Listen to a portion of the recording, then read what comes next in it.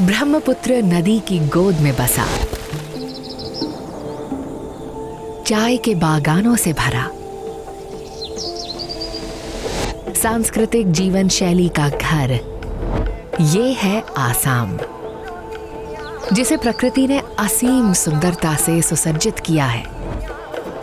फिर चाहे यहाँ का गीत संगीत या कलाकृतियां हो, या हो यहाँ के स्वर्ण आभूषण,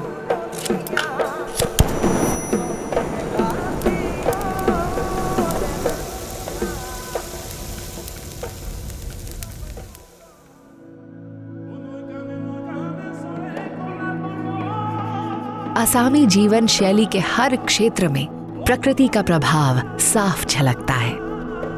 बसंत ऋतु के आते ही आसाम की धरती ढोल की थापों से गूंजने लगती है। इसी पारंपरिक ढोल से प्रेरित हुआ ये कलात्मक गहना, जिसे ढोल बीरी कहा जाता है, चाय बागानों में किसानों को धूप से बचाती ये फूस की टोपी प्रेरणा है झांपी की, और आसाम के स्वर्ण कलाकारों की कुशलता को दर्शाती है।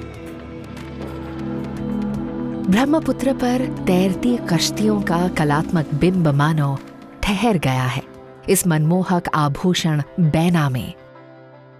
आसाम की स्वर्ण दस्तकारी इन आभूषणों के माध्यम से कल्पना के कई दरवाजे खोलती है और उत्सुक करती है हमें जानने के लिए उन कलाकारों को, जिन्होंने कभी अहोम राजवंश के सदस्यों के लिए इन गहनों को अपने हाथों से गढ़ा था।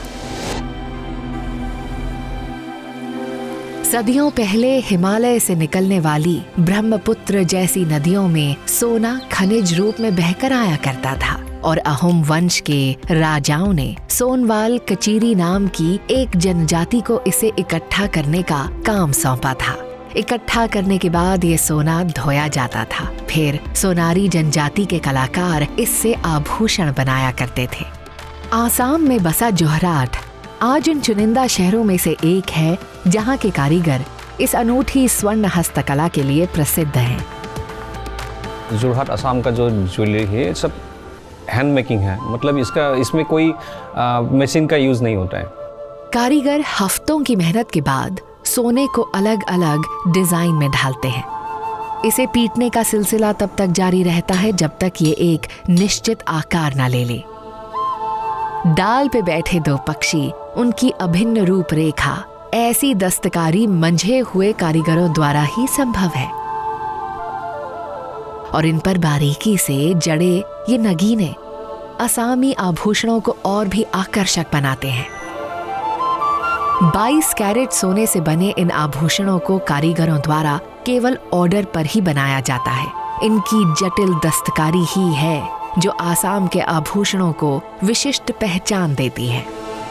जूनबीरी और हाथ में पहने जाने वाले गमखारू जैसे आभूषण आसाम की दस्तकारी को देश भर में प्रचलित कर चुके हैं, लेकिन यहाँ की दस्तकारी का अतुल्य उदाहरण है लोका पारो, जो कि अहोम राजवंश की शान रहा है।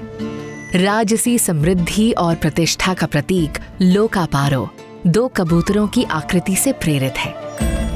इन एक से दिखने वाले पक्षियों को हाथों से गढ़ना केवल कुशल और अनुभवी कारीगरों के ही बस की बात है।